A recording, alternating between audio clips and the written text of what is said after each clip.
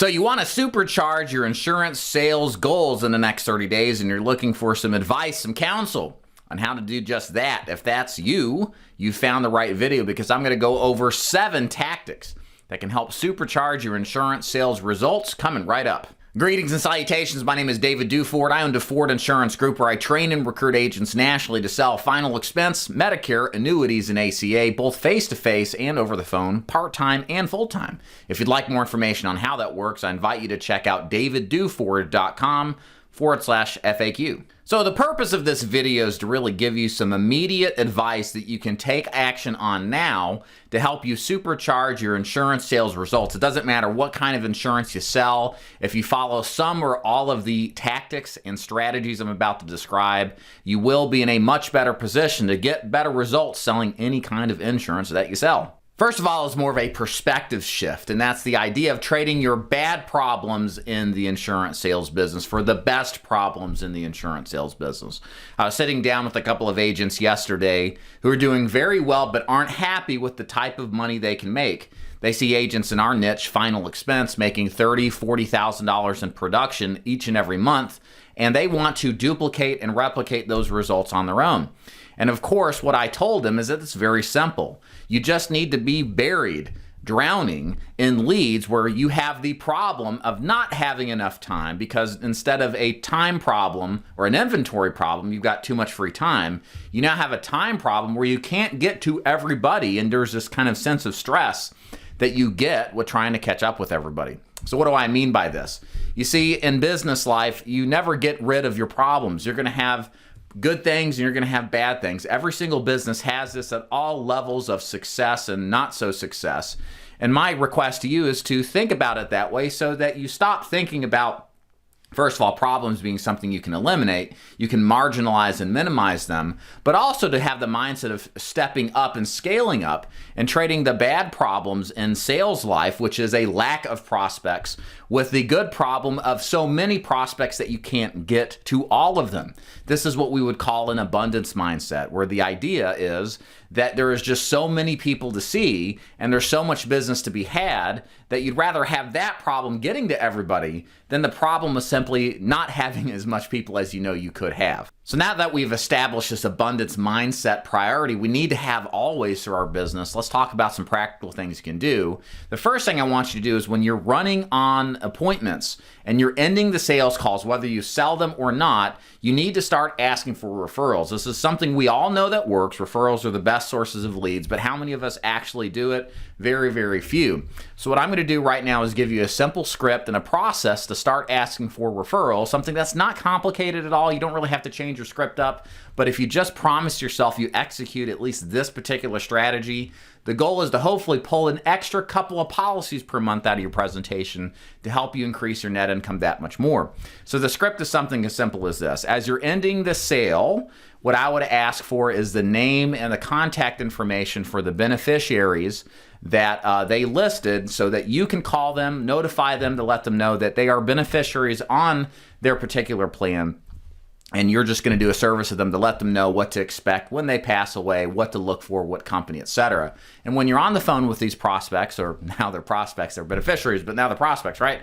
You can ask them, oh, by the way, what are you doing right now for your insurance? So you want to call them with the service mindset of actually informing this. This isn't a gimmick to just get a sale. You actually want to help these beneficiaries understand their role, what's going to happen with their parent or their loved one, and then get into a conversation about insurance. If you didn't make the sale, then what you can do is simply ask them who besides yourself, maybe a family member, daughter, sister, brother, friend, would be interested in hearing the same information I did. And I would actually do the same thing on our sales that actually manifest. And the reason we do this is that sometimes somebody may be interested, but maybe they're not necessarily in the market, but they know somebody else who is. And you only get what you ask for in life.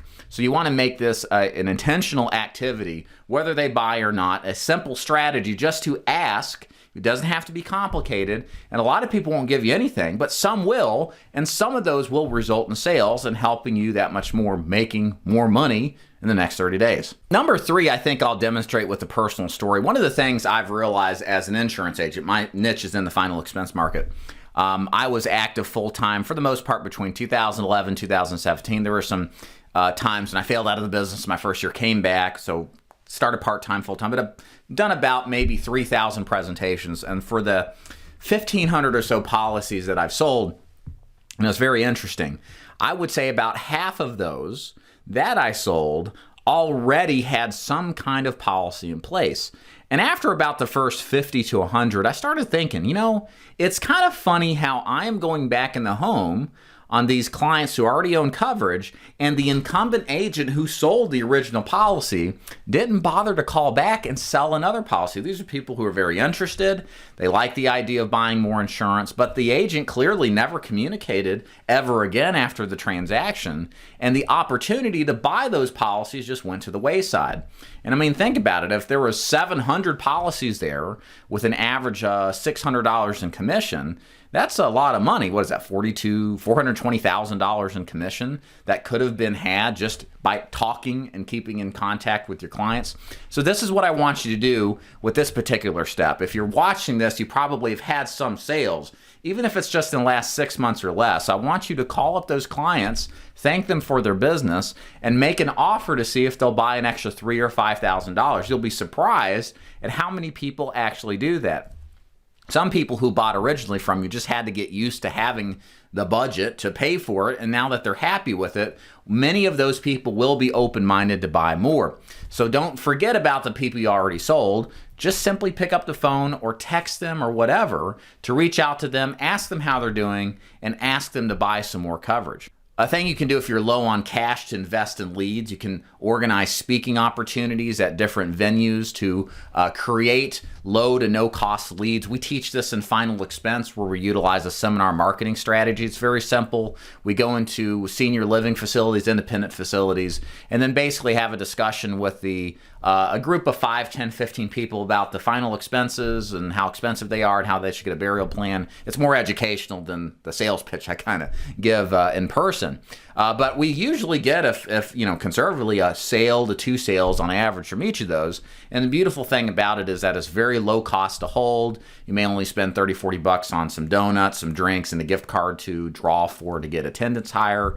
And if you don't want to go into senior facilities, you could go to churches, you could go to senior activity centers, you can go to any business meetings like BNI, Toastmasters, all sorts of opportunities where you can speak. This is a great way to get yourself in front of a group, which is the idea here. Talk about what you do, and just by the very nature of giving information and helping to a scaled audience, one-to-many audience, you're going to find there's some percentage of people in there who are in market and will want to talk to you about buying a policy. Another idea here is to offer what we call ACA under 65 health insurance, also known as Obamacare, Biden care, Trump care, whatever you want to call it.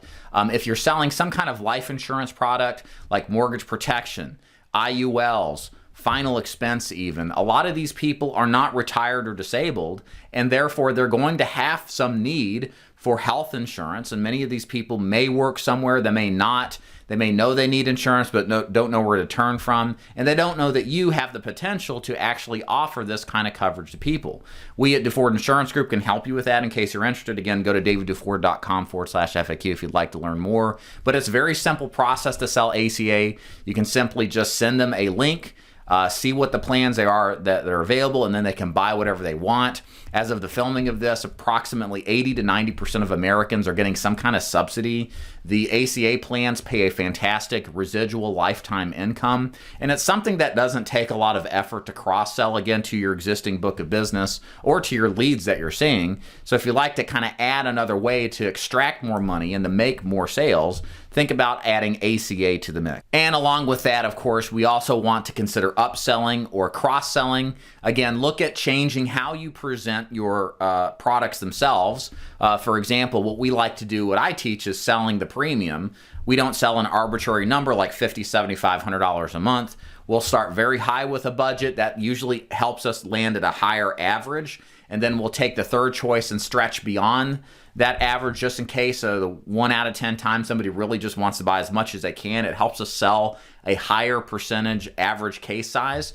And then also you can consider cross-selling. Again, it's just going to depend upon the business that you're in. For example, if I was in PNC, I'd be cross-selling ACA, Obamacare all day long. If I was in final expense back in the field, I would be definitely cross-selling some kind of Medicare product. If I was selling Medicare, I'd be crossing hospital indemnity plans, dental, vision, hearing plans. I would also make sure to be selling final expense when I could. IULs, I'd be cross-selling term. I'd be cross-selling also ACA health insurance. Just makes perfect sense. So make sure if you're wanting to increase your average case size, which inadvertently means you're going to increase your average profitability, then think about upselling, improving how you can increase your average case size, and also adding other types of policies in. And interestingly enough, when you do this strategy, the more cases you have in a house, the more policies you have in a house, the stickier the business is. It's one thing to have one case, and the persistency is typically lower when you just have one policy in the home. But if you have several with multiple insureds, you're going to stick around in the house because you've become more than just a transactional agent. You're now their agent, and there's now a relationship in place. And it's going to be very hard when somebody comes behind you to unseat and get rid of you. And the last thing you can do, of course, and I say this and do this tastefully, please, you want to be able to go to holiday events and have people actually want to talk to you. You can consider, if you haven't already, to tastefully prospect your friends, family members, neighbors, etc., your sphere of influence. This is a viable strategy. There are literally people in your sphere of influence, whether it's social media or just plain old regular friends, that want life insurance or health insurance or some kind of insurance, and they're just waiting to be asked to see if they're interested. So the way I would do this tastefully is just say, hey, look, I'm just calling you to let you know, no obligation or anything here. I am in the insurance business. I help with these kind of things. Do you have any interest at all in hearing more about any of these products? You can keep it very disengaged, not trying to obligate anybody to listen. And the way I would look at this is that this is a numbers game where if you ask enough people and message enough people or call enough people, text enough people, some of those people say yes and help supercharge your numbers and get you some more sales. And I hope these 7 tactics and strategies to build your insurance sales volume over the next 30 days was found to be useful. If you enjoy this kind of content, consider subscribing and hitting the like button. And if you're looking for a place to call home in the insurance business and like the idea of selling final expense, Medicare, annuities, or ACA, consider my agency. We're a national agency. We recruit new agents, experienced agents, and everything in between. You can start with us part-time. You can start with us full-time. And we have the entire blueprint from sales and marketing to duplicate into you to give you the best opportunity for success in this business without the fluff, without the Kool-Aid, without the rah-rah culture so unfortunately common in this business. Go over to davidduford.com/FAQ to learn more. And as always, thanks for watching. Y'all take care.